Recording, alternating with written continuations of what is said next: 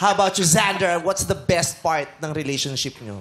Kumbaga sa akin yung yung pagiging sweetness niya. Yung pagiging sweetness, dinagdagan mo pa talaga ng ness, ha? Pwede namang sweet lang. Pareho Pagiging sila. sweet.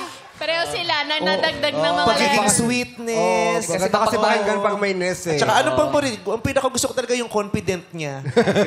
Kasi mapagmahal niya kaya loveliness din. Oo, yung super sweet siya sa'yo. Sobra. Yes po.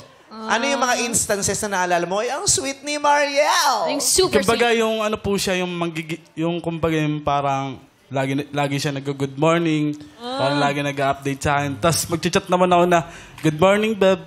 Parang gano'n. Kumain ka na. Kasi baby dapat ang itatawag niya. Pero Beb po nung unang talaga, beses Beb. niyang na-good morning, na-stroke kasi siya, hindi niya natuloy. Kasi sabi niya, good morning, Beb. Beb, sa sobrang, good morning, Beb. As in baby? As in baby ba? Beb. Beb. So yan ang yung pinaka-sweet niya nang ginawa for you is every morning ginigreet ka niya ng good morning, Beb. Kumbaga parang hanes siya sa amin dalawa. Hanes. Honest. Kala ko honey. Hanes. Kala ko honey. Honey? Honest siya. Hanes. Kala ko naman sweet Tropa ni kasi. Ayon. Pagkarinig ko Oo, si Ayon, absent ka na, nagparamdam ka pa. Miss ka niya na miss ka niya. Hanes daw siya.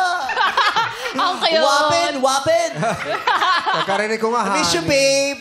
Pahinga ka dyan.